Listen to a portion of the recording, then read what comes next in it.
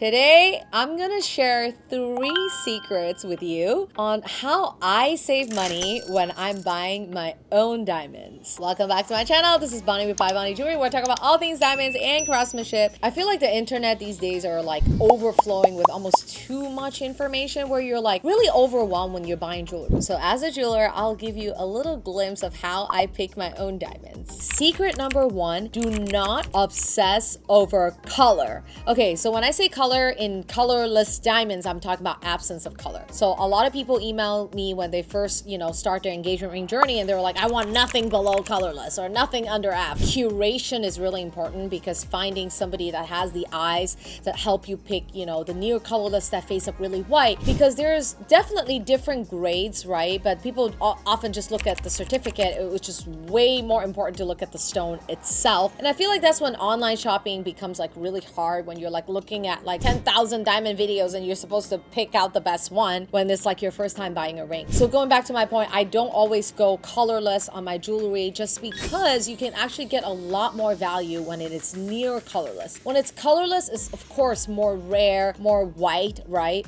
But if you're like, okay, here's my budget, how can I get the biggest bling? Consider near colorless diamonds. So here I'm going to show you the difference. Here's D color versus F color. You really, in the colorless category, it's really hard to tell from D to F. I can show you from D to H. If you look at a D color versus an H color, it's still not like a huge difference. And also depends if you're looking at round or fancy shape, okay? It's not all the same when it's a round diamond H color versus an oval diamond H color, or even an emerald cut. Different fancy shapes definitely show color differently, that's for sure. But I literally have done I color, J color of larger rounds that I handpicked that face up white with the correct craftsmanship and the color matching. You're definitely gonna see a flawless look. I mean, the danger really comes in when you're like buying a D color diamond or F color diamond, and then they use like lower quality stones, so you really see the contrast between your center stone and the side. And that's why craftsmanship is so important. Even take a look at an L color diamond ring that I've made before for this lovely client of mine in Southern California. She wanted natural, she wanted big, so she ended up going in bigger in natural in a lower color. And look, with the craftsmanship, with yellow gold, we blended it seamlessly. And going into secret number 2, oh, this one is a big one. Buy diamonds with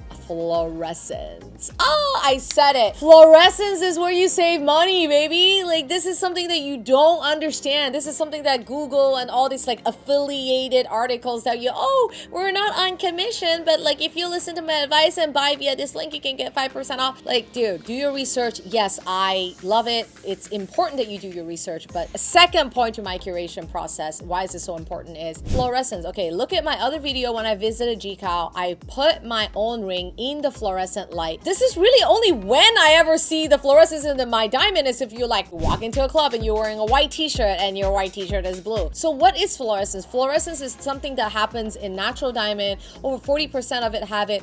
Maybe less than 1% of all fluorescence diamond shows up milky, okay? That's the one thing you have to be worried about. It's like if you're buying a very strong fluorescence diamond that actually shows milky under sun, so under UV light. Let me show you the difference, okay? Here we have a lab-grown diamond, no fluorescence, D color diamond next to a by Bonnie curated 4-carat I color diamond under sunlight. Look at it. So I'll give you the backstory of this ring. Is like my client is looking for a 4-carat. She loves a bigger look, and in colorless was gonna be like double or triple the price. And I'm like, the next thing people go is like, oh, should I just get a lab diamond, right? That's the first thing they think about. I'm like, no, there's another solution. If your budget allows, you can go down in near colorless, get a whiter looking stone and color match the side, and plus the craftsmanship, you're gonna end up with an absolutely gorgeous ring. And look at the result. I mean, here, compare it with a D color and an I color. I made those ring and I saw it with my real eyes in real life, and it's like just as beautiful. Secret number 3, focus on sparkle and not certificate. This is especially true with fancy shaped diamonds. I'm talking oval, pear, radiant emerald.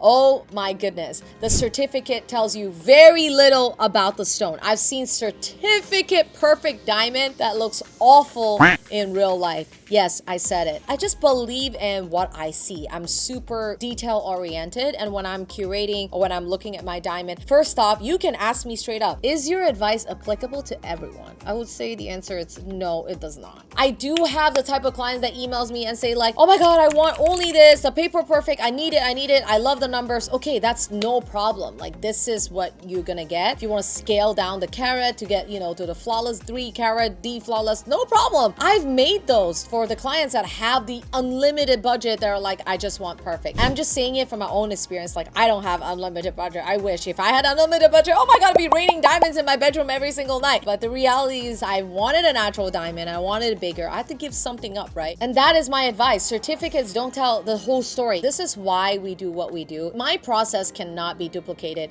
in mass, just because when you go online and when you buy diamonds online, you are not gonna get that personal attention. These live gemologists are chatting. Nowadays, it's probably gonna be AI. There's like less and less personal touch, I feel like, in jewelry. I really crave that personal connection when I'm designing a ring, when I'm talking to my clients. And this is my 3 secrets on how I save money when I'm picking my own diamonds. Did you learn a lot in today's video? If you want to know more, like other things that I do when I'm making my own jewelry or what I consider, I would definitely love to share it with you. Leave your comments below. Follow me on social media at Bonnie Jewelry, and I will see you in my next video.